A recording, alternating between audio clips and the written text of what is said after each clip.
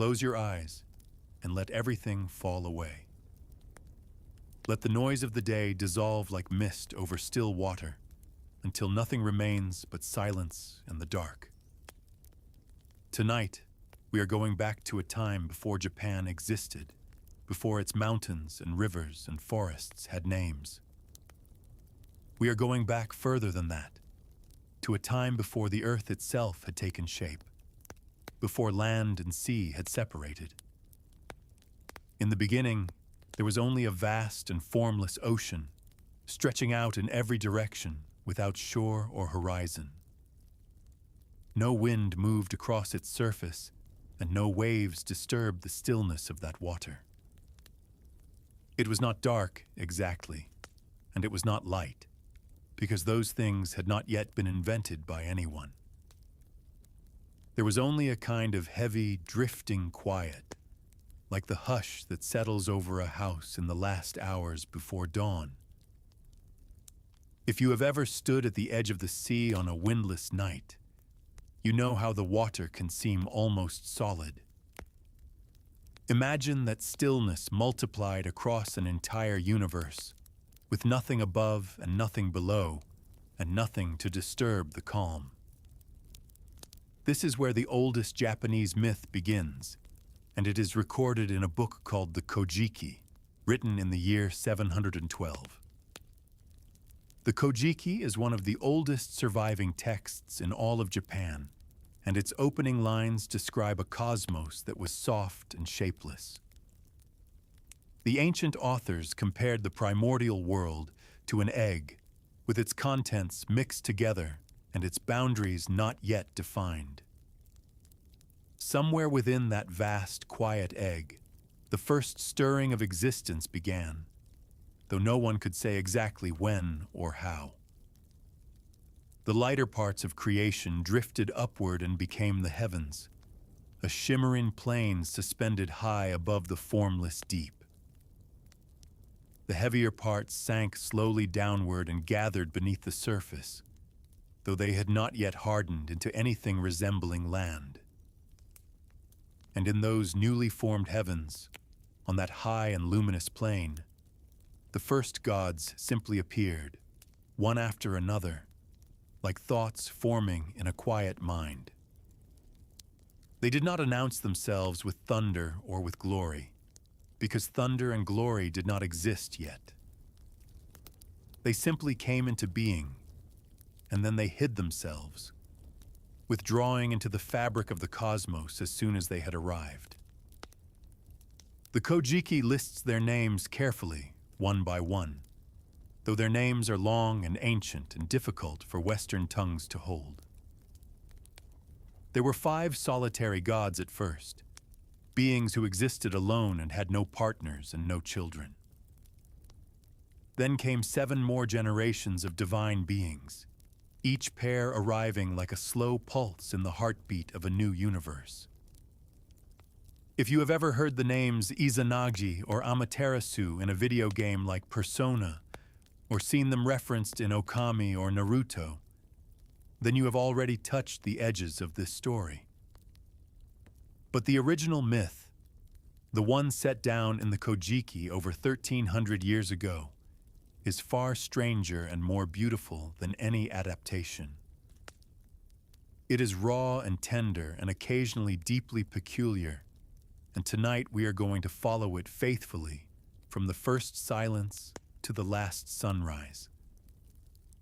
The last of those 7 divine generations were 2 gods named Izanagi and Izanami, and they are the heart of everything that follows. Izanagi, whose name means something close to the male who invites, stood tall among the assembled gods on the heavenly plain. His dark hair was tied back from his face, and he wore white ceremonial robes trimmed with deep indigo at the sleeves. Beside him stood Izanami, the female who invites, her own black hair falling unbound past her shoulders like a curtain of silk. She wore layered robes of white and crimson, and she regarded the shapeless world below the heavens with a calm and steady gaze. The older gods, those ancient solitary beings who had come before, now turned their attention to this final pair and gave them a command. The drifting, formless world below could not remain as it was, they said, a sea without shores and a sky without land beneath it. Someone would need to descend and give it shape, to press meaning into the chaos the way a hand presses a pattern into wet clay. And so the heavenly gods bestowed upon Izanagi and Izanami a single instrument for this impossible task. It was a spear, but not an ordinary one, a magnificent weapon called the Amanono Hoko, the jeweled spear of heaven. Its shaft was said to shimmer with an unearthly light, and its blade caught colors that had no names in the language of the newly formed cosmos. Izanagi received it with both hands, feeling the weight of it settle against his palms like a promise. There is something quietly extraordinary about this moment, if you stop and consider it in the stillness of the dark. Two gods, newly born into a universe that barely existed, were handed a single tool and told to build a world. No instructions were given, no map was drawn, and no one told them what the world was supposed to look like when it was finished. They simply received the spear and understood that the task was theirs, the way you sometimes understand a dream without anyone explaining it. And so, together, Izanagi and Izanami began to walk toward the edge of the heavens, toward the place where the floating bridge stretched out above the deep. The floating bridge of heaven, the Amanuki-hashi, was the only connection between the high plane of the gods and the churning void below. It hung in the air like a ribbon of cloud, suspended between everything that existed and everything that might someday exist. As they walked, the only sound was the faint rustle of their robes and the silence pressing in from every direction at once. Beneath them, the primordial ocean waited, patient and without opinion, ready to be shaped into something it could not yet imagine. There was no wind on the bridge, no warmth and no cold, only that deep, suspended quiet that comes before something irreversible happens. Izanami walked beside Izanagi, and neither of them spoke, because there was nothing yet in all of creation that required words. They reached the edge of the floating bridge and looked down into the vast, featureless deep that spread beneath their feet. It is worth pausing here, in this moment before everything begins, because this is the last instant of perfect stillness the world will ever know. After this, there will be islands and mountains and rivers. There will be forests full of gods and shores battered by storms. There will be fire and death and grief and a desperate chase through the land of the dead, and we will follow all of it in time. But for now, there is only the bridge and the spear and two figures standing at the edge of an empty world, about to fill it. Izanagi lifted the jeweled spear of heaven and held it out over the darkness below, its tip catching a faint, trembling light. And somewhere far beneath them, the ocean stirred, as though it already knew that its long silence was about to end. Let that image settle over you now. Two gods on a bridge above infinity, a single spear gleaming in the hush before creation. The world has not yet begun, but it is about to. And the story we will follow tonight is the story of how it all started. Rest here for a moment, in the stillness before the first island rises from the sea, and let the quiet hold you. The next part of the story will come soon enough, but there is no hurry. because time itself is still waiting to be born.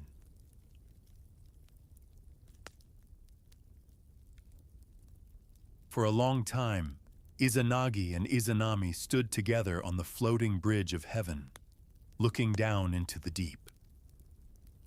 The ocean below them had no color and no character, only a kind of heavy, restless thickness, like something waiting to be told what to become. There was no sound from that water, no lapping against a shore, because there were no shores yet anywhere in all of existence. Izanagi shifted the jeweled spear in his hands, feeling its weight, and then he lowered it slowly over the edge of the bridge. The tip of the spear reached down through the empty air and touched the surface of the primordial sea for the first time. And then, with both hands, he began to stir. The Kojiki describes this moment simply, without ceremony, as though the creation of the world were a task no more remarkable than stirring a pot of broth. But imagine the sound it must have made. The first sound the ocean had ever produced, a slow, thick churning far below the bridge. The brine swirled and folded over itself, dense and heavy, and the spear cut through it in wide, deliberate circles. Salt and water tangled together in the deep, thickening and gathering, responding to the motion the way clay responds to the wheel. Izanami stood beside him and watched the dark water turn, and the sound of the stirring was the only sound in the universe. It was a wet, rhythmic, patient sound, the kind that could lull you to sleep if you listened to it long enough. When Izanagi finally drew the spear back up out of the water, the brine clung to its tip in thick, salty drops. One of those drops fell from the blade, tumbling slowly through the air and landing on the surface of the ocean below. And where it landed, it did not dissolve, but hardened and spread and became solid ground rising from the water. This was Onogoro, the first island, the self-forming island, born from a single drop of brine falling from the tip of a heavenly spear. It was small, perhaps, by the standards of what would come later, but it was the first piece of solid land the world had ever known. Think of it as a single stepping stone placed in the middle of an infinite pond, just large enough for two gods to stand upon. The ocean around it lapped gently at its edges, and for the first time, waves had somewhere to go and something to touch. That soft, rhythmic sound of water meeting land, the very first shoreline in all of creation, settled into the quiet like a heartbeat. Izanagi and Izanami descended from the floating bridge and set their feet upon the new earth of Onogoro, still warm and damp with salt. The ground beneath them was firm but young, and the air smelled of brine and of something else, something clean and mineral, like the world drawing its first breath. And there, at the center of that newborn island, they raised a great pillar, the pillar of heaven, a tall column reaching up toward the sky. Around the base of the pillar, they built a broad hall, and this became the first structure ever erected on the face of the earth. Now they were ready for the next step, which was, according to the divine plan, to join together and begin creating the world in earnest. And this is where the story takes one of its first strange and wonderful turns, because the Kojiki does not describe their union delicately. Izanagi looked at Izanami and asked her quite directly how her body was formed, as though this were a perfectly reasonable question between two gods standing on a brand new island. Izanami answered that her body had one part that was formed insufficiently, a place where the flesh had not grown together fully. Izanagi replied that his own body had one part formed to excess, and suggested that they join these two parts together to produce new lands. This is not a modern retelling softening the edges of the text. This is almost exactly what the Kojiki says, written down over 1,300 years ago. The ancient Japanese authors saw no reason to be coy about the mechanics of creation, and there is something refreshing about that directness. And so the two gods agreed upon a ritual to formalize their union, one that involved the great pillar they had just raised at the center of Onogoro. They would walk around the pillar in opposite directions, Izanagi going left and Izanami going right, and when they met on the other side, they would speak words of admiration and be joined. They began to walk, their robes brushing the warm ground, the sound of the sea faint and constant behind them, like a lullaby. When they met on the far side of the pillar, Izanami spoke first, saying how fine and lovely a young man Izanagi was. Izanagi answered in kind, praising her beauty, and together they completed their union beside the pillar of heaven on the first island. But something was wrong. Their first child was born without bones, a soft and formless thing that could not stand or hold its shape, like a creature made of water. The Kojiki calls this child Hiruko, the leech child, because it clung and drifted and had no structure of its own. Izanagi and Izanami placed Hiruko into a boat made of reeds and set it adrift upon the ocean, letting the current carry it away from the island. Let that moment sit with you for a breath. Two new parents on a new island, watching a small reed boat disappear into an endless sea. Whatever they felt, the Kojiki does not say, but the silence after the boat vanished must have been heavier than the silence before creation. Their second child fared no better, an island called Awashima that was also considered a failure and was not counted among their true offspring. Troubled by these results, Izanagi and Izanami did what seemed most sensible and ascended back to the heavenly plane to consult the elder gods. The older gods performed a divination, a grand and solemn reading of the cosmic order, and delivered their verdict with divine certainty. The problem, they explained, was that Izanami had spoken before Izanagi during the pillar ceremony, greeting him first when they met on the other side. Cosmic etiquette, it seems, was not a trivial matter, and the order in which two gods exchanged compliments could determine the fate of their children. It is one of those details that makes ancient mythology feel both impossibly alien and strangely familiar at the same time. Rules that seem arbitrary to us carried the weight of natural law in the world the Kojiki describes, and breaking them had consequences. But the story of Hiruko does not end in that reed boat drifting across the empty ocean, and this is worth knowing before we move on. Centuries after the Kojiki was written, the Japanese people quietly reimagined the fate of that boneless child set adrift by its divine parents. Hiruko washed ashore, the later stories say, and grew into a god after all, a cheerful and round-faced deity of fishermen and good fortune.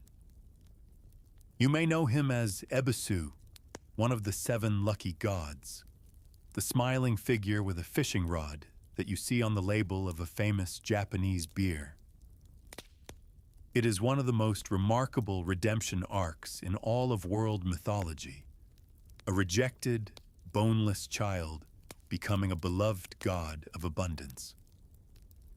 But that transformation is a story for another age, and tonight we are still in the time of the beginning, when the world was fragile and new. Izanagi and Izanami descended once more to Onogoro, carrying the instructions of the elder gods, ready to perform the ritual correctly this time. They returned to the Pillar of Heaven, and the salt air of the young island settled around them like a familiar blanket. The ocean murmured at the edges of the shore, and the ground beneath them was warm and solid and patient, waiting for what would come next. This time, they would walk the pillar again, and this time, when they met, Izanagi would be the one to speak first. And from that small correction, that single reversal of who spoke before whom, the entire archipelago of Japan was about to be born.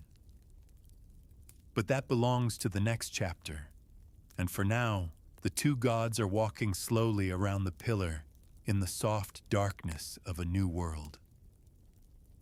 The sound of the sea keeps its gentle rhythm against the shore, and the jeweled spear rests beside the pillar, its work not yet finished. Rest here with them, on this small island in the middle of everything, and let the sound of the first waves carry you a little deeper into the dark.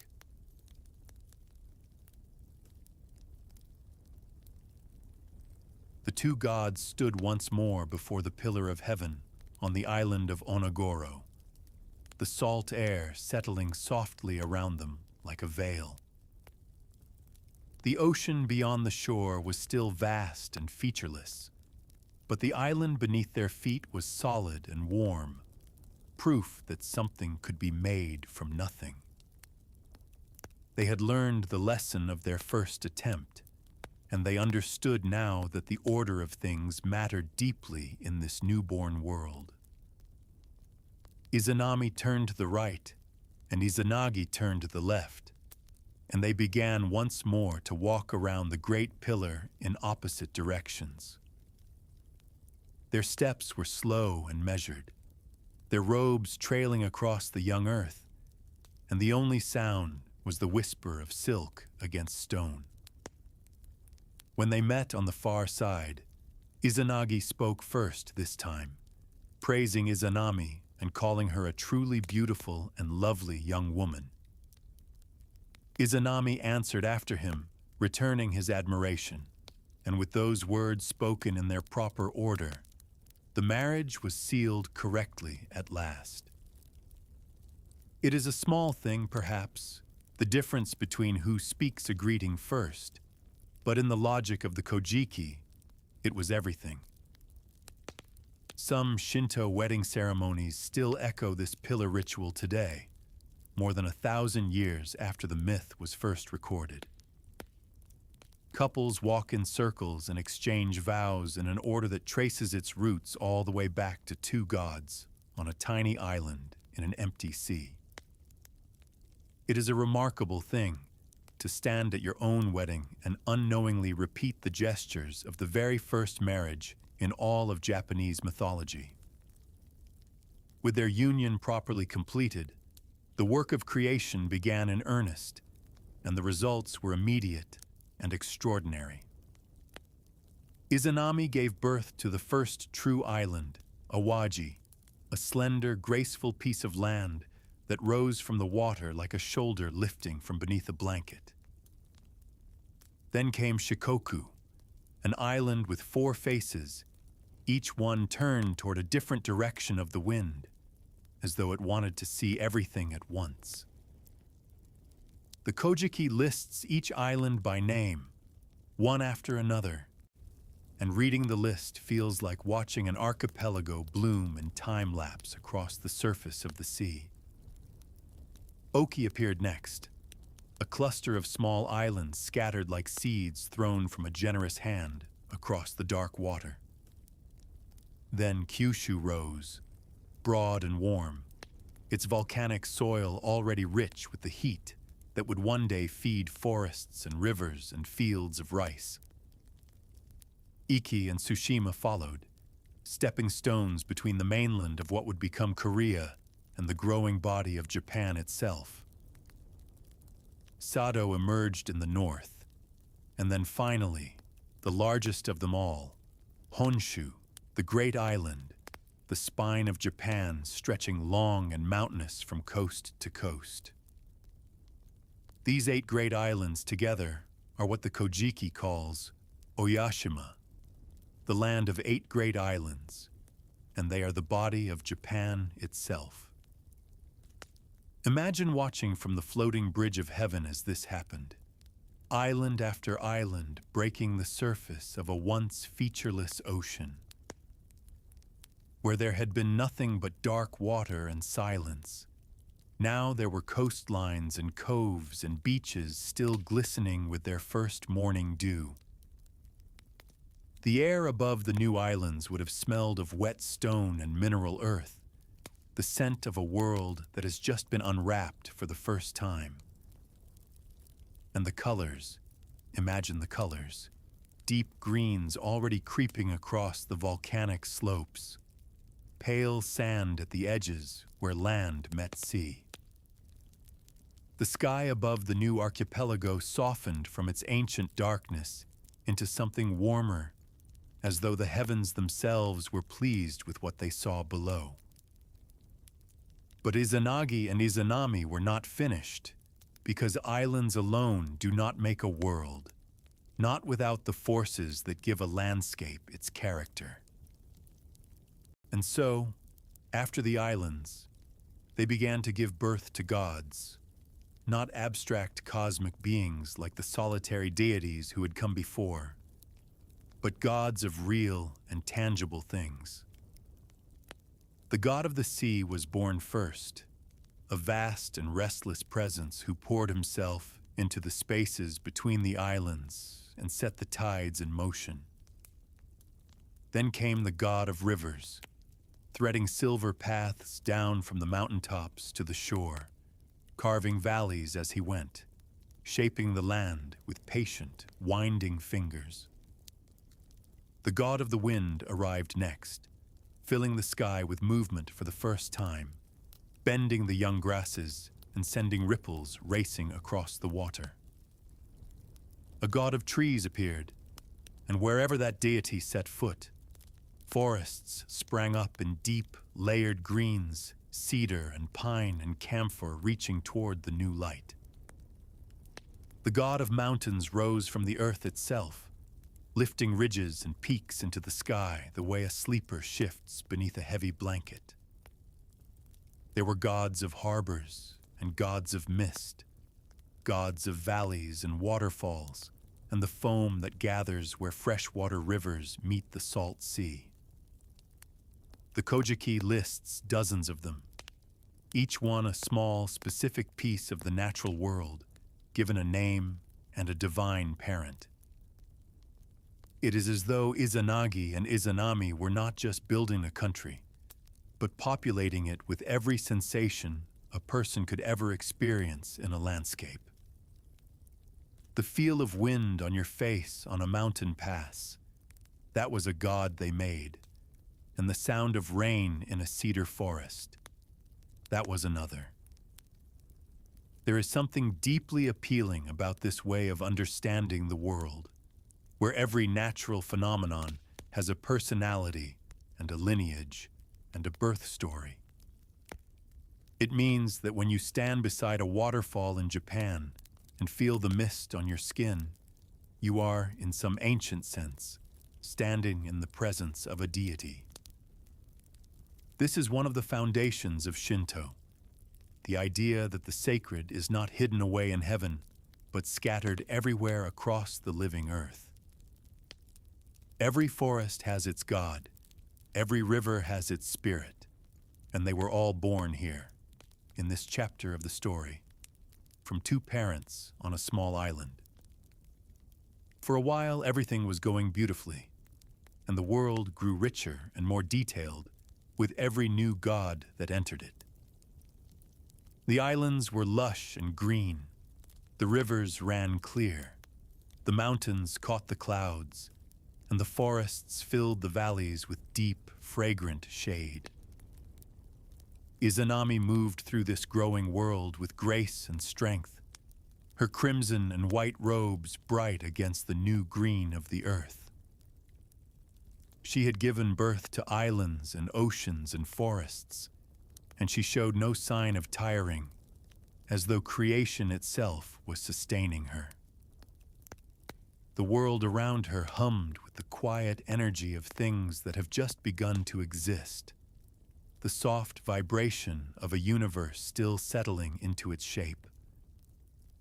Warm earth, cool rivers, the rustle of wind through branches that were only hours old, all of it a gentle chorus rising from the landscape she had made.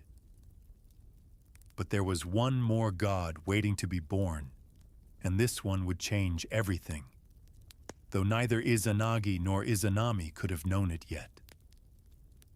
For now, though, the world is young and whole and beautiful, and the two gods who made it are still together, still walking side by side across their creation. Let the image of those green islands resting in a calm blue sea hold you for a moment, because this is the world at its most perfect and unblemished. The forests are thick, the rivers are clean, and the gods of wind and wave are settling gently into their new homes along the shore. Rest here in the warmth of a world that does not yet know grief, and let the sound of new rivers finding the sea carry you deeper into sleep.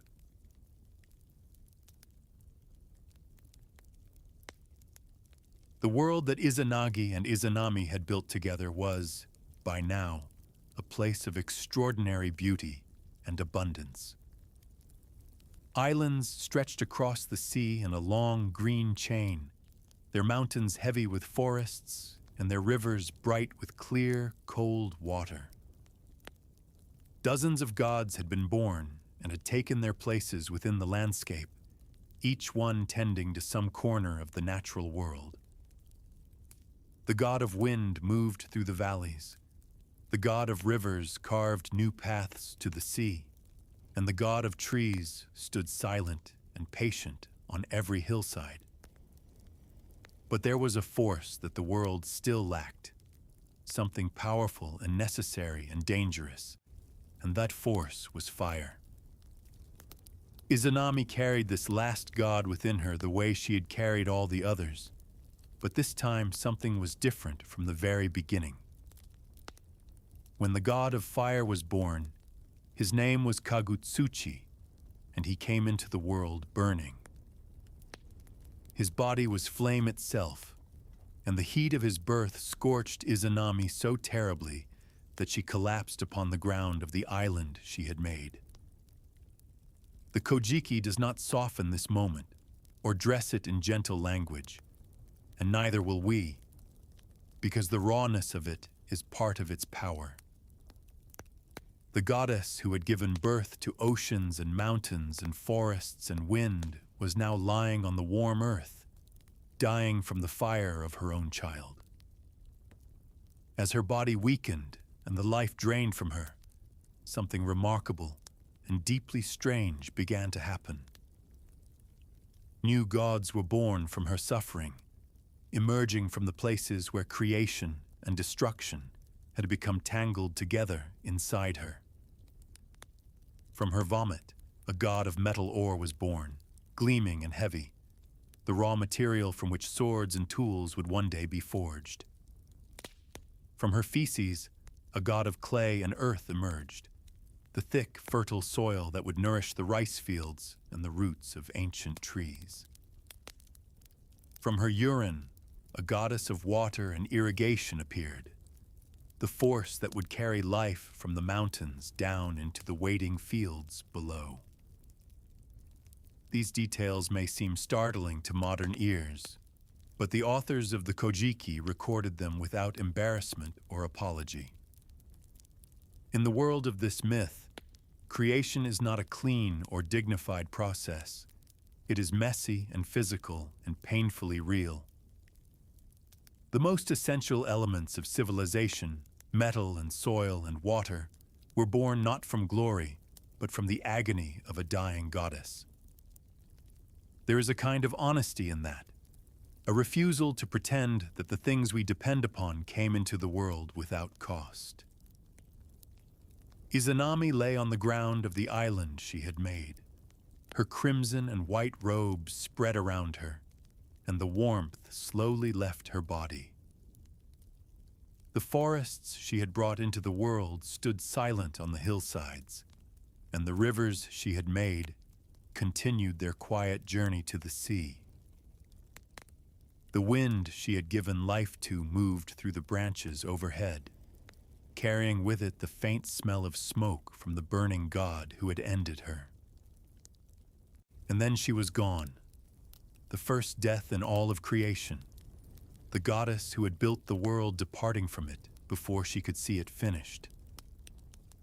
Let that settle over you for a moment, the weight of a world losing the one who made it. Every island she had raised from the water was still there. Every god she had brought into being was still alive, but she was not. The world continued, because worlds do, but there was now an absence at the center of it that had not been there before. This was the first time death had ever existed, and it entered the story not as an abstraction, but as the loss of someone specific and irreplaceable. Izanagi crawled around her body, moving from her head to her feet and back again, and he wept. The Kojiki says that from his tears, falling onto the earth beside her body, yet another god was born, a deity of grief and mourning.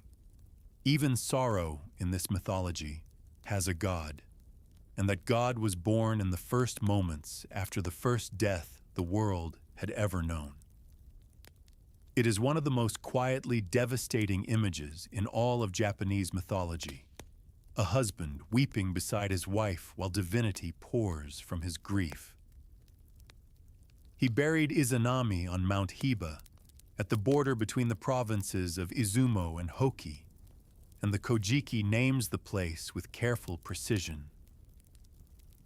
Even today, there are shrines in that region of Japan that claim to mark the burial site of the goddess who made the islands. But grief in Izanagi did not remain grief for long. It turned to something harder and more dangerous, something closer to rage. He looked at Kagutsuchi, the fire god, his own child, the one whose burning birth had killed the goddess he loved. And Izanagi drew his sword, a blade called Totsuka, 10 hand-widths long, and he cut his son down where he lay. It was a violent act from a god of creation, the first killing committed by a deity, a mirror of the first death that had just taken place.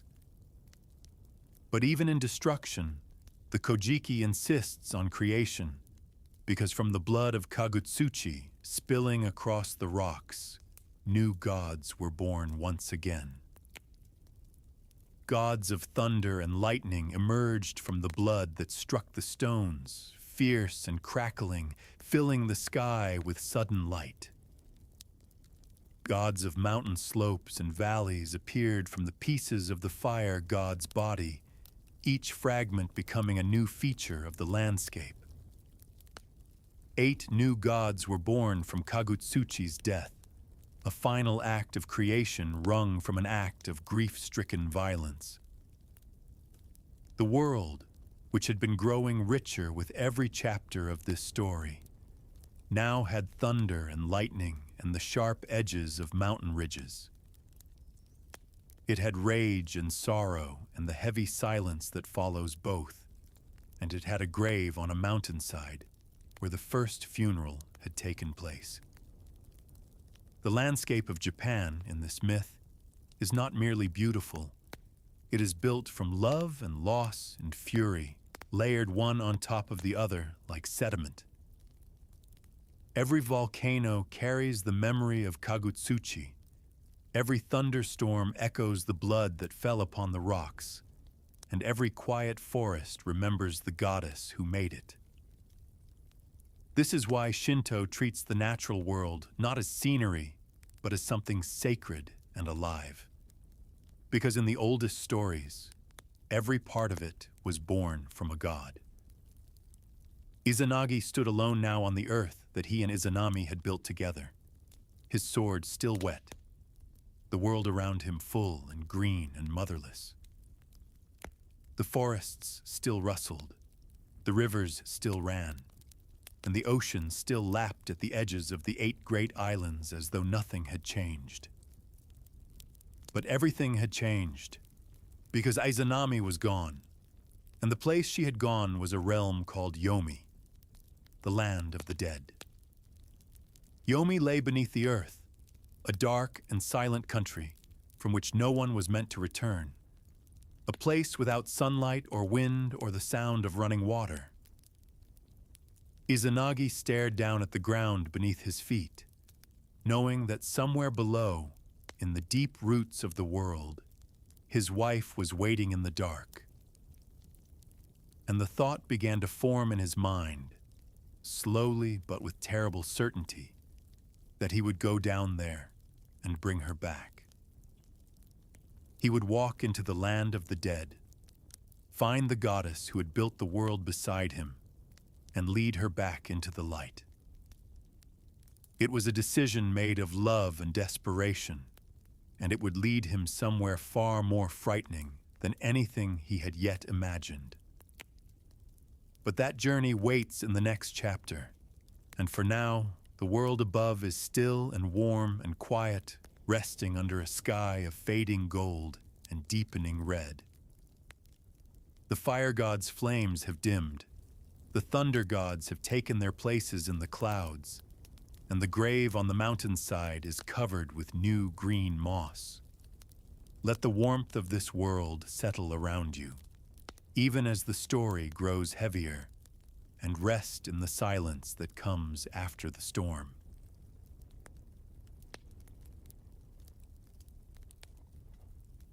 Izanagi stood at the edge of the world he had made, alone for the first time since creation had begun, and he could not accept it.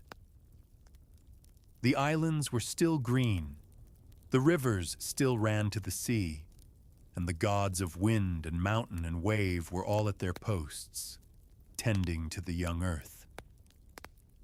But none of it was enough, because the one who had built it all beside him was gone, and the silence she left behind was louder than anything. Grief has a way of making even the most beautiful places feel hollow, and Izanagi moved through the landscape like a man walking through a painting he no longer recognized. He had buried her on Mount Heba. He had wept until a god of sorrow was born from his tears, and still the ache did not ease. And so he made a decision that was both heroic and foolish, the kind of decision that only love or desperation can produce. He would follow Izanami into the land of the dead, find her in the darkness, and bring her back to the world of the living. If this story reminds you of the Greek myth of Orpheus descending to the underworld to retrieve his dead wife Eurydice, the resemblance is striking. Scholars have noted the parallel for centuries: a grieving husband who cannot accept death and who walks willingly into the realm below to undo it. But the Japanese version, as you will soon hear, is far more unsettling than anything the Greeks imagined, and its ending is far less merciful. Orpheus at least was given a condition, a chance, a rule that if followed would have restored his wife to life. Izanagi was given no such bargain, only a warning that he would not heed, and a darkness that held something worse than he could have imagined. The entrance to Yomi, the land of the dead, lay in the earth itself, a passage that led downward from the surface of the living world into the roots below. The Kojiki describes it as a slope, a long descending path called Yomotsu Hirasaka, the even pass of the land of the dead. There are places in the Izumo region of Japan where locals still point to certain hillsides and caves and say, quietly, that this is where Yomi begins. One such place is a rocky slope near the Aya Shrine in Shimane Prefecture, marked with a stone and a sacred rope, where visitors still leave offerings today. Whether you believe the entrance to the underworld is really there or not, the fact that people have remembered the location for over 1,000 years says something about the power of this story. Izanagi walked toward that slope, leaving the sunlight and the warm wind behind him, and he began to descend. The path grew darker with every step, not gradually but in layers, as though the light were being peeled away one sheet at a time. First, the colors faded, the green of the trees and the blue of the sky draining into gray, and then the gray itself softened into shadow. The air changed as he went deeper, growing cooler and heavier, carrying a faint smell of damp stone and something older, something mineral and closed. The sounds of the living world, birdsong, wind, the distant murmur of rivers, fell away behind him, one by one like companions turning back. Soon there was nothing to hear but his own footsteps on the path and the soft brush of his white robes against the stone walls of the passage. The jeweled spear was not with him now, and his sword hung at his side, though what good a blade would do against death itself, no one could say. The darkness ahead of him was not the darkness of a moonless night, which still holds the promise that morning will come. This was the darkness of a place that had never known light and never would, a darkness that existed before the sun had been imagined. It pressed against his skin and filled his lungs with each breath, thick and still, like air that had been sealed underground since the beginning of time. And yet he kept walking, because somewhere ahead, somewhere in that heavy blackness, Izanami was waiting, and he could not bear to leave her there. At last he came to a place where the passage widened and the darkness seemed to deepen even further, if such a thing were possible. He could feel a boundary before him, not a wall exactly, but a threshold, a point beyond which the land of the living ended and the land of the dead began. There was a great gate or door set into the rock, the entrance to the halls of Yomi, and it was closed against the world above. Izanagi stood before that gate and called out into the darkness beyond it, speaking the name of his wife, his voice steady but stripped bare of everything except need. He told her that the world they had built together was not yet finished, that there was still work to be done, and that he had come to take her home. His words traveled into the dark and disappeared, swallowed by the silence of Yomi, the way a stone vanishes into deep water without a ripple. For a long moment, there was nothing, only the sound of his own breathing and the faint, distant drip of water somewhere far below. Then, from the other side of the gate, her voice came back to him, thin and changed, and carrying a weight it had not carried before. Izanami spoke to him from the darkness, and she said that he had come too late. She had already eaten the food of Yomi, she told him, the food prepared in the kitchens of the dead, and that act had bound her to this place. This is a motif that appears in mythologies all over the world. The idea that eating the food of the underworld traps you there permanently. The Greeks told the same story about Persephone, who ate 6 pomegranate seeds in the realm of Hades and was bound to return there for 6 months of every year. There is something deeply human about the intuition that eating is a form of belonging, that to share a meal with a place is to become part of it forever. Izanami told Izanagi that she would go and speak with the gods of Yomi to ask if an exception could be made, if the rule could somehow be bent. But she made him promise one thing before she withdrew into the dark, and the promise was simple and absolute. "Do not look at me," she said, "and do not follow me inside, and do not light any fire to see what lies beyond this gate. Wait here in the dark and be patient, and I will return to you with an answer." And so Izanagi waited. He waited in a darkness so complete that he could not see his own hands, could not tell whether his eyes were open or closed. The air around him was perfectly still, without temperature or movement, as though the atmosphere of Yomi had simply stopped, like a clock with no reason to continue. There was no way to measure time in that place, no sun to track across the sky, no tide to rise and fall, no birdsong to mark the morning.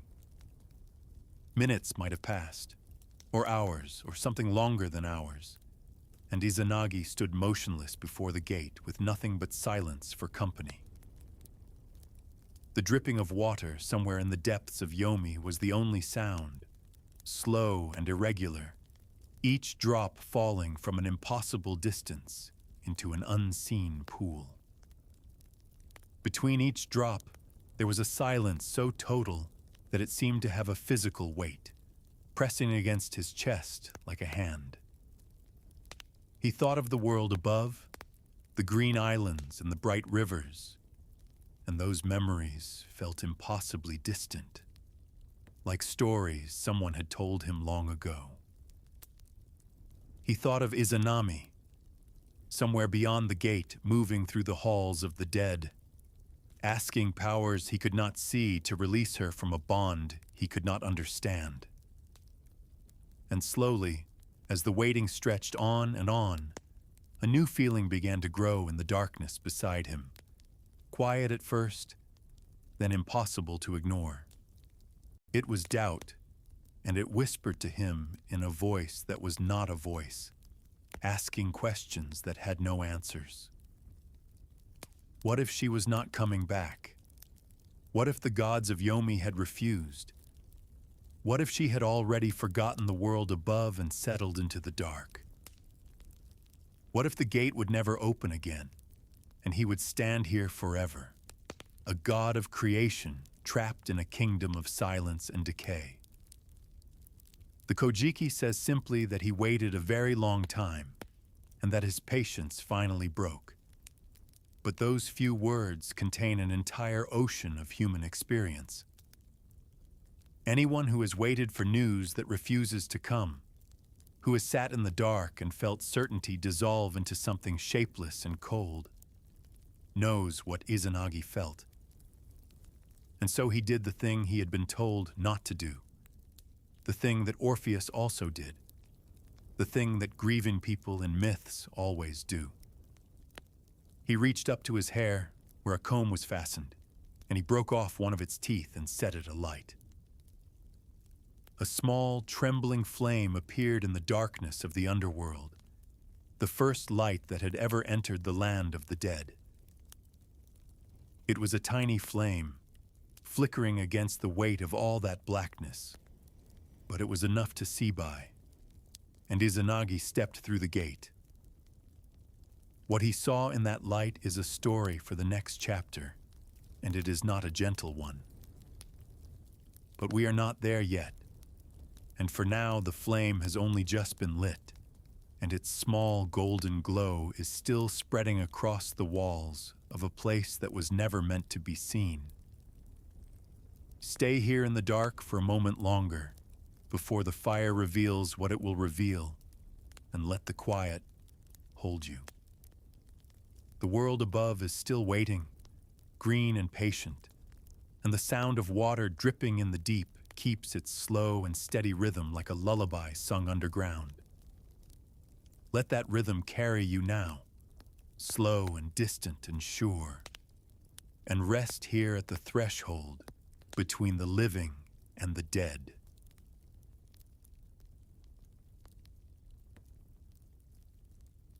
The flame from the broken comb tooth was small, barely larger than the flame of a candle, but in a place that had never known light, it was blinding. The golden glow spread across the walls of the chamber beyond the gate, catching the wet stone and painting it in shades of amber and sickly green. And there, in that trembling circle of firelight, Izanagi saw what had become of the goddess who had built the world beside him. Izanami lay on the floor of the chamber, and her body was no longer the body he remembered. Her flesh had swollen and darkened with decay, and across her limbs and torso, thick, pale maggots moved in slow, purposeful lines. The Kojiki does not look away from this image, and so neither do we, though the voice that tells it remains steady and calm. 8 thunder gods had taken root in the ruins of her body, each one coiled around a different part of her like parasites nesting in a fallen tree. Great thunder clung to her head, fire thunder crouched upon her chest, and black thunder wrapped himself around her legs in a heavy, crackling embrace. Earth thunder, young thunder, reclining thunder, each one had claimed a portion of the goddess as though her body were a landscape they had colonized. This was not the gentle death of a god fading peacefully into another realm. It was decomposition made divine, wrought, elevated to mythology. The woman who had given birth to oceans and mountains and forests was now host to thunder and decay, and the sight of it broke something inside Izanagi. He recoiled from the light of his own flame, and the horror rose through him like cold water filling a vessel from the bottom up. He turned and ran.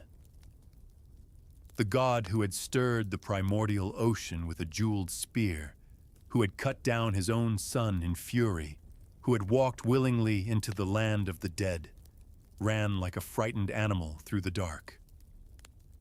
Behind him, Izanami stirred, and the Kojiki says that she was ashamed, deeply and terribly ashamed, because he had seen her as she truly was in this place. Her shame became rage, and her rage became pursuit, and she sent the hags of Yomi after him, the Yomotsu Shikome, the ugly women of the underworld. They rose from the dark like a wave and surged up the passage after the fleeing god, their voices filling the tunnel with sounds no living ear was meant to hear. Izanagi ran upward through the stone corridor, his white robes catching against the walls, the darkness pressing behind him like a living thing.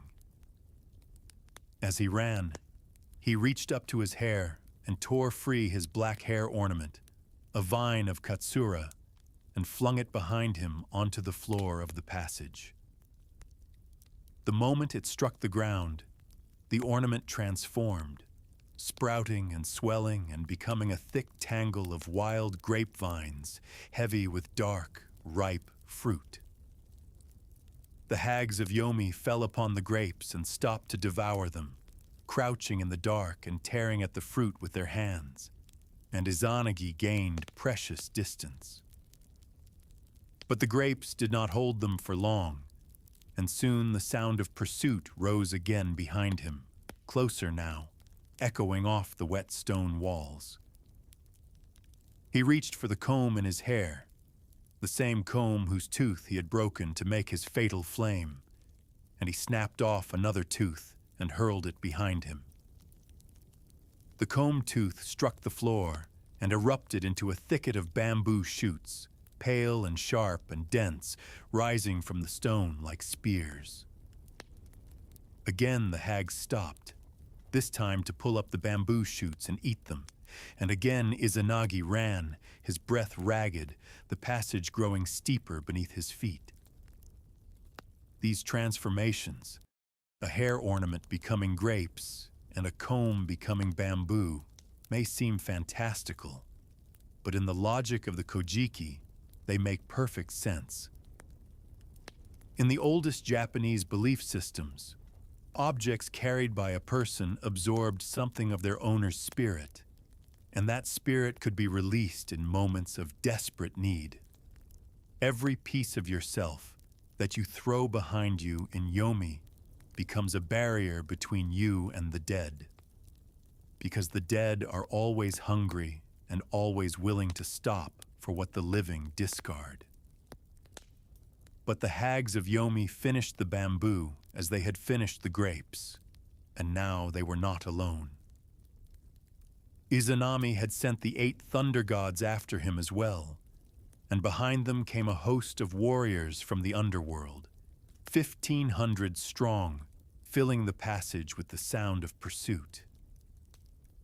Izanagi drew his sword, the great Totsuka blade, and swung it behind him as he ran, slashing at the darkness to keep his pursuers at bay.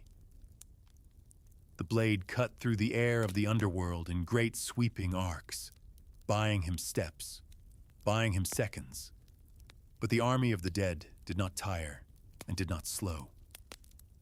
And then, at last, he saw it ahead of him, a faint and distant brightness that could only be one thing: the light of the living world seeping down into the passage. The entrance to Yomi was close, the even pass of Yomotsu Hirasaka, and beyond it lay sunlight and wind and the green earth he had helped to make. At the very base of that slope, where the darkness of the underworld met the first gray light of the surface, a peach tree was growing. Izanagi reached up and plucked 3 peaches from its branches without breaking stride, and he turned and hurled them at the army of the dead. The peaches struck the horde, and the effect was immediate. The thunder gods recoiled, the warriors scattered, and the hags of Yomi shrieked and fell back into the dark. In ancient Japanese belief, peaches held a sacred power to repel evil and purify corruption, a belief that traveled from China centuries before the Kojiki was written.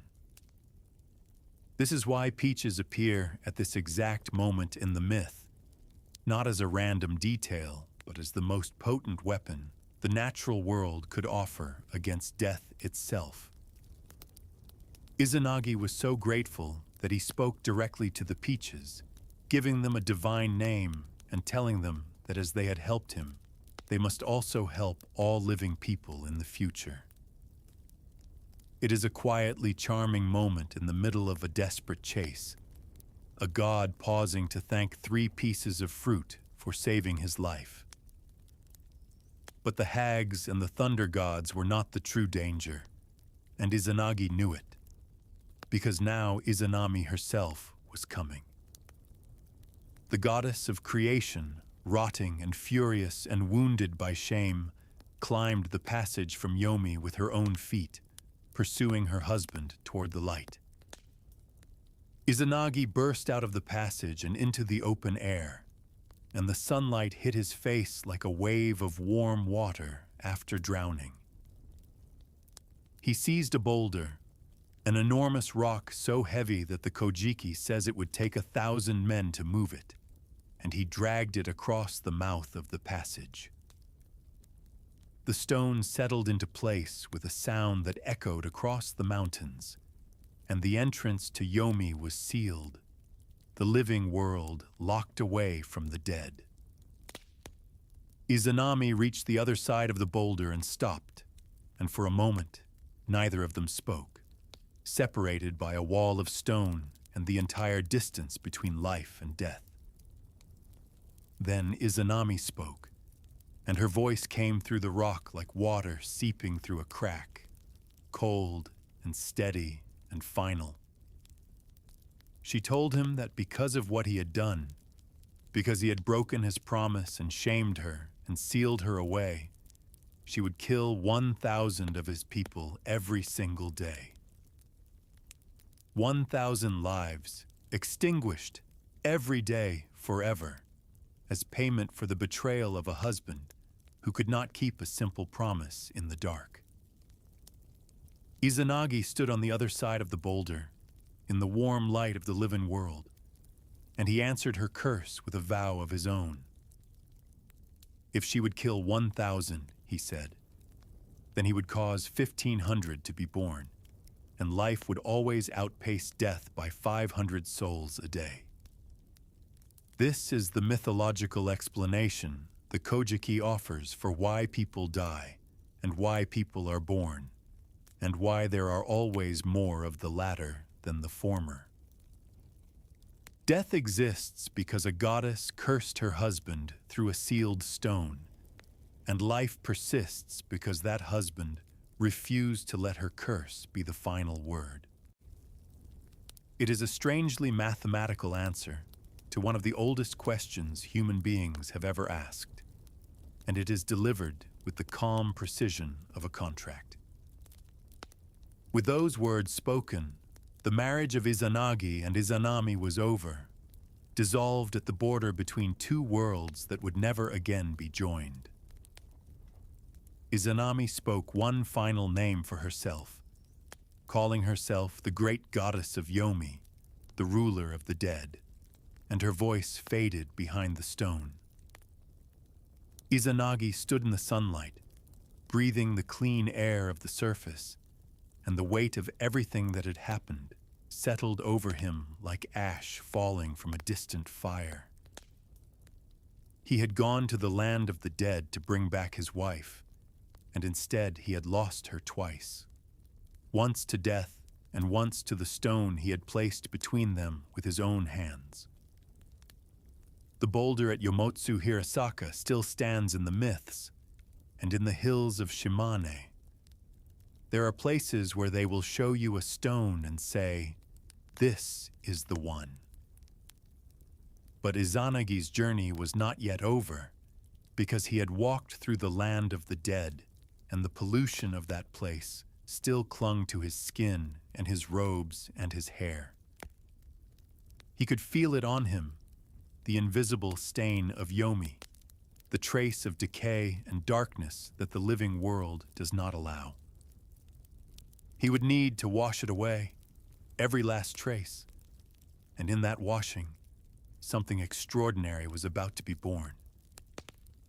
But that belongs to the final chapter, and for now, the God of creation is standing in the light, alone and exhausted and free, with the sealed gate of the underworld behind him. The sun is warm on his face, and the breeze carries the scent of green leaves and salt water, and somewhere in the distance, a river is waiting for him. Rest here in that warmth, and let the story settle over you like sunlight returning after a long passage through the dark.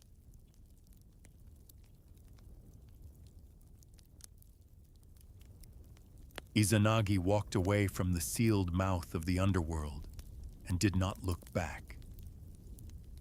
The stone behind him was heavy and final, and the voice of Izanami had faded into silence on the other side, and there was nothing left to do but move forward. The world around him was beautiful, achingly so, the green hills rolling gently under a sky washed clean by wind and distance.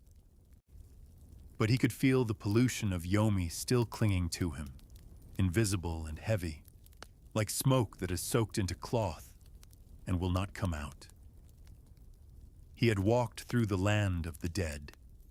He had breathed its air and touched its walls and looked upon things no living being was meant to see. That journey had left a stain on him, not on his robes, but on something deeper, something that needed to be washed clean before he could belong to the living world again. He traveled until he reached a river, a clear and quiet stream in a place called Tachibana, in the southern land of Tsukushi, which we now know as Kyushu. The water there was cool and bright, moving at the gentle pace of a river that has nowhere urgent to be, its surface catching the light in soft, shifting patterns. The banks were lined with trees whose leaves filtered the sunlight into a green and golden haze, and the air smelled of fresh water and warm stone and growing things. Izanagi set down his sword and his clothing on the riverbank, each item touching the earth and releasing a small god as it fell, born from the contact between the divine and the ground. His staff became a god. His belt became a god. His robes became a god. Each one a quiet, minor deity stepping into existence like a ripple spreading from a dropped stone. The Kojiki lists 12 gods born just from Izanagi removing his clothing, as though divinity itself was layered on him like dust and fell away at the slightest touch. Then he stepped into the river, and the cool water rose around his ankles, then his knees, then his waist, and the current took hold of him gently and began its work. This moment, a god washing himself in a river after returning from the land of the dead, is the origin of one of the most important rituals in all of Shinto. It is called misogi, the act of purification through water, and it has been practiced at shrines and sacred rivers across Japan for well over 1,000 years. Every time a visitor to a Shinto shrine washes their hands and rinses their mouth at the stone basin near the entrance, they are echoing what Izanagi did in this river. Every New Year's ritual, every cleansing before prayer, every act of spiritual washing in Japan traces its origin back to this single scene beside a quiet stream in Kyushu. Izanagi lowered himself into the water and let it move over his skin, carrying away the filth of the underworld, the memory of decay, the weight of everything he had seen and lost. And as the pollution left his body, it did not simply vanish, it became something. Because in this mythology, nothing is ever truly destroyed, only transformed. From the impurities washing downstream, dark gods were born, gods of pestilence and disaster, twisting into existence from the contamination of Yomi. But immediately after them, bright gods appeared, gods of rectification and healing, born to counter the darkness and restore the balance that the world required. Even in purification, the Kojiki insists on symmetry, every shadow answered by a light, every curse met with a blessing, every death balanced by new life. The river continued to flow around Izanagi, steady and patient, and the sunlight fell through the canopy of leaves above and danced on the moving surface of the water. Imagine that light for a moment, the way it looked on the river, shifting and breaking and reforming, gold on green, on silver, on gold again. Imagine the sound of the current, soft and continuous, like a voice humming a tune it has known since before there were words to sing. The warmth of the air on the parts of his body above the water, the coolness of the stream below, and the slow, steady rhythm of a world being set right. Izanagi cupped the water in his hands and washed his face, and as he did, the three greatest gods in all of Japanese mythology were born. When he washed his left eye, a light appeared in the water, warm and golden, and from that light a goddess emerged, radiant and magnificent beyond description. Her name was Amaterasu, the great goddess who illuminates heaven, and she was the sun itself, the light that would rule the sky and sustain all living things. She rose from the water like dawn breaking over a mountain ridge, her white and golden robes luminous, her presence filling the air with a warmth that reached into every shadow and dissolved it.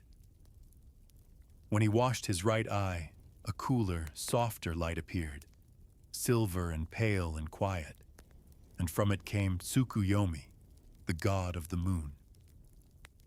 Tsukuyomi was calm and distant and beautiful, the way the moon is beautiful, present but unreachable, watching the world from a height that invites contemplation rather than worship. And when Izanagi washed his nose, a turbulent energy burst from the water, wild and fierce and untamed, and this was Susanoo, the god of storms. Susanoo arrived in the world the way a summer storm arrives, suddenly and with tremendous force, his dark robes streaming and his presence crackling with raw, unruly power. Izanagi looked upon these three children, the greatest gods he had ever produced, and he knew immediately what they were for. He removed a necklace of jewels from his own neck and placed it around Amaterasu's, and he gave her dominion over the high plane of heaven, the most exalted realm in all of creation. To Tsukuyomi, he gave the kingdom of the night, the gentle hours between sunset and sunrise when the world rests and the moon keeps watch over sleeping things. And to Susanoo, he gave the sea, the vast and restless ocean that surrounded the islands his mother and father had built together from a single drop of brine. The world was divided now, sun and moon and storm, day and night and the wild water between them, and each had a ruler and a purpose. Izanagi's work was finished, and the Kojiki steps back from him here, gently, the way a story steps back from a character whose chapter has come to its close. He had stirred the ocean and raised the islands. He had loved and lost, and descended into the dark, and he had washed himself clean and brought forth the sun. What more could one god do in a single lifetime, even a divine one? And now, somewhere above the islands of Japan, Amaterasu took her place in the sky for the very first time. The first true sunrise broke across the 8 great islands, and the light traveled slowly from east to west, touching everything it found with warmth and color and definition. It reached the mountains first, turning their peaks from gray to gold, and then it poured down the slopes and into the valleys where the rivers caught it and carried it to the sea. The forests, which had existed until now in a kind of perpetual half-light, suddenly blazed with green, every shade of green the eye can hold, cedar and pine and camphor and bamboo. The ocean, which had been dark and formless since before the beginning of the story, turned blue and then silver and then 1,000 colors at once as the light spread across its surface. Birds that had never had a reason to sing before opened their throats and filled the morning air with sound, as though they had been waiting for this exact moment since their creation. The warmth of the sun settled over the land, the way a blanket settles over a sleeping body, gently and completely, reaching into every fold and hollow. This was the morning that all other mornings would be modeled on, the first dawn, the original sunrise, the moment when light became a permanent feature of the world. And it was born from a grieving god washing his face in a river, because that is how the Kojiki works, the most extraordinary things emerging from the most human of gestures. The moon would rise later, silver and quiet, to watch over the world while the sun rested, and the storms would come when they needed to, wild and necessary and cleansing. But for now, there is only the sunrise, spreading its warmth across a world that is finally, fully, complete. The islands rest in the sea like sleeping animals, their green backs rising gently above the blue water, their shores lapped by waves that have been practicing their rhythm since Onogoro first emerged. The rivers run quietly through their valleys. The forests breathe in the new light, and the mountains hold the sky on their shoulders with the patient strength of gods. This is the world that Izanagi and Izanami made, born from a jeweled spear and a drop of salt water, and a love that did not survive the making. It is a world where every river has a spirit and every mountain has a name, where fire is sacred and dangerous, and peaches can hold back the dead. It is a world where grief becomes a god and tears become a deity, and even the act of washing your face in a stream can bring forth the sun.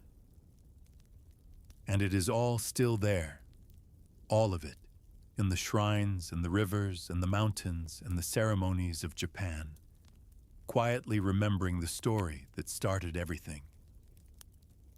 The sun is warm, and the water is still, and the world is resting now, the way it rested on that very first morning after the very first dawn.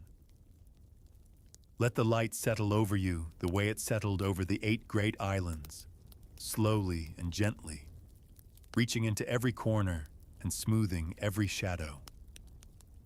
The story is finished, and the world is made, and there is nothing left to do now but rest. Let the sound of the river carry you, steady and soft, the same river that washed a god clean and gave birth to the sun.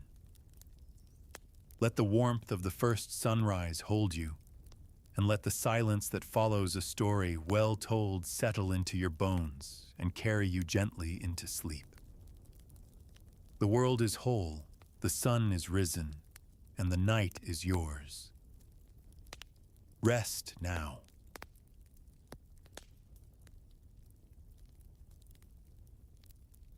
This has been Kaito. Thank you for wandering through the dawn of these ancient islands with me tonight. Let the comforting crackle of the hearth fire carry you gently to sleep. Sleep well. Good night.